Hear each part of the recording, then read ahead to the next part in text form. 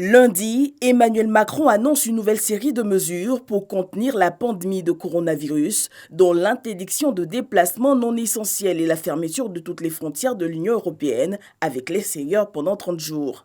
La Tanzanie et la Somalie ont, elles, enregistré ce même lundi leur premier cas de coronavirus, tandis que leurs voisins d'Afrique de l'Est prenaient de nouvelles mesures de fermeture de frontières.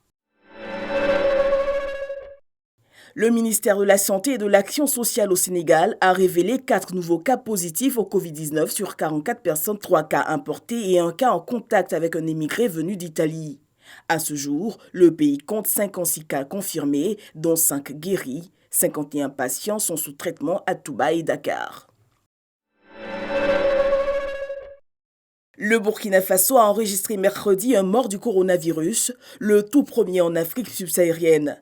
Dans la foulée, les autorités sanitaires mondiales ont appelé l'Afrique à se réveiller face à la menace du coronavirus, soulignant que le continent devrait se préparer au pire. Jeudi, l'Italie a officiellement dépassé la Chine en nombre de décès dus à la pandémie de coronavirus. En Chine, le virus a fait 3245 morts, le nombre total de cas dénombrés en Italie qui a prolongé ses mesures de confinement est passé en 24 heures de 35 713 à 41 035, une hausse de 14,9%. La Belgique a décidé vendredi de fermer ses frontières pour tout déplacement non essentiel en vue d'endiguer la propagation du nouveau coronavirus. L'Espagne, elle, a dépassé la barre des 1000 décès. En Russie, les autorités assurent contenir l'épidémie du Covid-19, mais s'attendent à une aggravation de la situation dans les semaines à venir. Le pays a annoncé samedi qu'il suspendait pour 2 semaines tous les vols internationaux.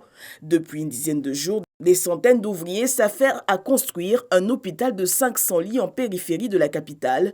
Les chiffres officiels pour la Russie parlent de 306 contaminés, 0 mort. Ce dimanche, la capitale croate a subi 3 secousses. Le séisme a tué un garçon de moins de 15 ans faisant des blessés et provoquant d'importants dégâts matériels. Le tremblement de terre intervient alors que la Croatie, touchée par le coronavirus, doit protéger ses habitants de l'épidémie. Les autorités doivent maintenant prendre en charge des habitants contraints d'évacuer leur logement alors que l'épidémie a déjà contaminé 235 Croates.